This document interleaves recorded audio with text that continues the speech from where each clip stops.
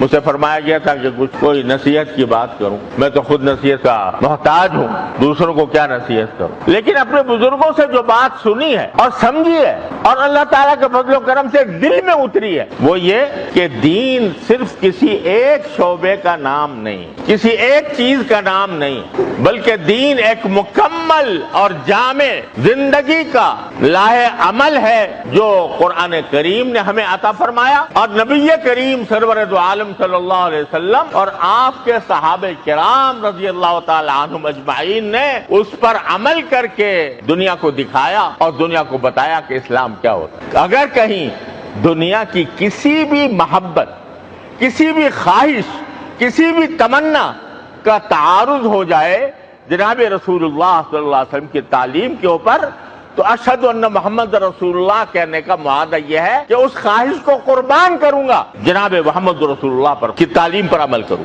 یہ جب یہ معاہدہ ہے، معاہدہ تو کر لیا، لیکن اس معاہدے پر عمل، اس کا نام اسلام ہے۔ یا ایھا الذین آمنوا ادخلوا فی السلم، اے ایمان والو اسلام میں داخل ہو جاؤ۔ اسلام میں داخل ہونے کے معنی یہ ہے کہ جو معاہدہ تم نے کیا تھا وہ زبان سے کیا تھا، اب اس کو عملی شکل میں دکھلاؤ، عملی شکل میں اس طرح دکھلاؤ کہ اگر تمہیں کسی موقع پر مفاد، دنیا کا تمہارا مفاد دعوت دے رہا ہے کہ رشوت لے لو، مگر اللہ کہہ رہا ہے کہ نہ لو، اللہ کے رسول کہہ رہا ہے کہ رشوت لینے والا اور دینے والا دونوں جہنم میں، تو پھر میں اپنے مفاد کو قربان کروں گا اور رسول اللہ صلی اللہ علیہ وسلم کے حکم پر عمل کروں گا۔ فاقہ پڑ جائے تو بھی کچھ حرج نہیں، پیٹ پر پتھر باندھے پڑ جائیں تو بھی کوئی حرج نہیں، لیکن حرام کا لقمہ میرے حلق میں نہیں جائے۔ یہ معنی ہے محمد رسول اللہ، اور یہ معنی ہے اسلام میں داخل ہونے۔ اور پھر لفظی کیا فرمایا؟ کافہ، اسلام میں داخل ہو جاؤ پورے کے پورے۔ کیا مطلب؟ کیا تم صرف اس وقت مسلمان ہو جب تم مسجد میں آئے بیٹھے ہو؟ کیا تم صرف اس وقت مسلمان ہو جب نماز ادا کر رہے ہو؟ کیا صرف اس وقت مسلمان ہو جب تلاوت کر رہے ہو؟ یا مسجد سے باہر بھی مسلمان ہو؟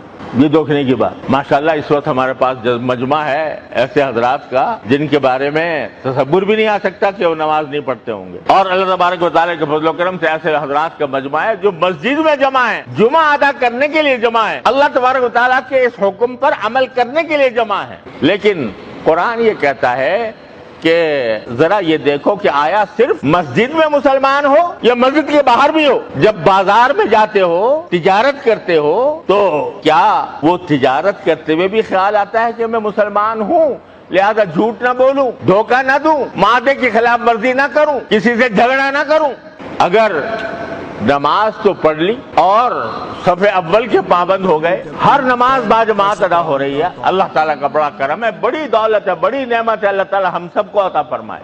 لیکن نماز صف اول میں پڑھ کر جب میں بازار میں جاؤں یا دفتر میں جاؤں، دفتر میں جا کر رشوت لوں یا دوں، اور بازار میں جا کر دھوکہ فریب کروں، ملاوٹ کروں، لوگوں کے ساتھ جو معاملات کیے ہیں وہ غلط کروں، تو اس کے معنی یہ کہ میں صرف مسجد کا مسلمان ہوں، پورا مسلمان نہیں۔ کافہ، پورے کے پورے ہو جاؤ۔ اب اس پورے کے پورے میں عبادتیں بھی آتی ہیں، جس طرح کی عبادتیں فرض کی گئی ہیں وہ ادا کرو، اس کے طریقے سے ادا کرو، سنت کے مطابق ادا کرو، لیکن اسی میں معاملات بھی آتے ہیں، کون سا معاملہ جائز ہے، کون سا ناجائز ہے، اس کی فکر کرو، حلال حرام کی فکر کرو، اور اپنے بیوی بچوں کے ساتھ جاؤ، بیوی بچوں کے ساتھ رہو تو اس میں بھی اللہ تعالیٰ کی قائم کی ہوئی حدود کا لحاظ رکھو۔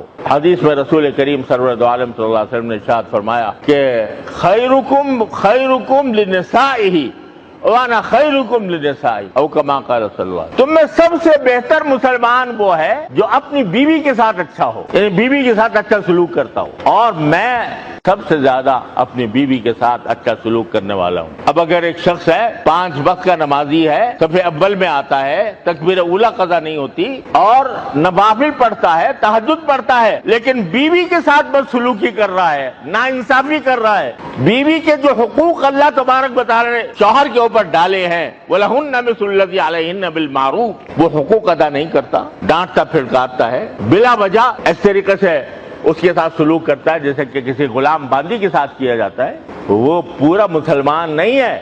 उदखुलू फी सिल्मी काफ़तन के अंदर वो दाखिल नहीं है जो ये हरकत करता हो। जो जब मीरास तकसीम करने का वक्त आए, किसी बड़े से बड़े जागीरदार और जमींदार और सरमायादार का इंतकाल हो, शरीयत ने कहा है कि बेटे भी हकदार हैं, बेटियां भी हकदार हैं। दोनों के दरमियान इंसाफ के साथ अल्लाह की मुकर्रर की हुई हुदूद के अंदर मीरास तकसीम करो। अब एक आदमी नमाज पढ़ता है 5 वक्त की, सफ़े अव्वल में हाजिर होता है, तकबीर उला कज़ा नहीं होती, तहज्जुद पढ़ता है, जब मीरास की तकसीम का वक्त आता है तो बेटियों को महरूम कर देता है। होता है भाई, ये नहीं होता। फिर हम कहें कि हम पक्के मुसलमान हैं, फिर हम कहें कि हम इस्लाम में पूरे दाखिल हो गए। जिन औरतों के हुकूक तुमने पामाल किए हुए, जिन औरतों के लिए नबी करीम सरवरद आलम सल्लल्लाहु अलैहि वसल्लम ने आखिरी जुमला जो इरशाद फरमाया, जो आपकी ज़बान मुबारक से आखिरी सांस आने तक आपकी ज़बान पर जो नसीहत जारी रही, वो ये जारी रही, अस्सलात व मा मलकत ऐमानुकुम। क्या अल्लाह के बंदो, मैं तो दुनिया से जा रहा हूँ, एक तो नमाज का पूरा ख्याल रखना, दूसरा जो तुम्हारे मातहत हैं उनका बहुत ख्याल रखना। मातहत में नौकर भी आ गए, बीवी भी आ गई, बच्चे भी आ गए। जाते जाते रसूल करीम सल्लल्लाहु अलैहि वसल्लम ने यह नसीहत फरमाई। हम में से हर शख्स गिरबान में मुंह डाल के देखे और इस बात का अंदाजा करे कि वो अपनी बीवी के साथ क्या वाकई इंसाफ कर रहा है, क्या वाकई वो हुकूक अदा कर रहा है जो अल्लाह के नबी सल्लल्लाहु अलैहि वसल्लम ने मुकर्रर फरमाए थे।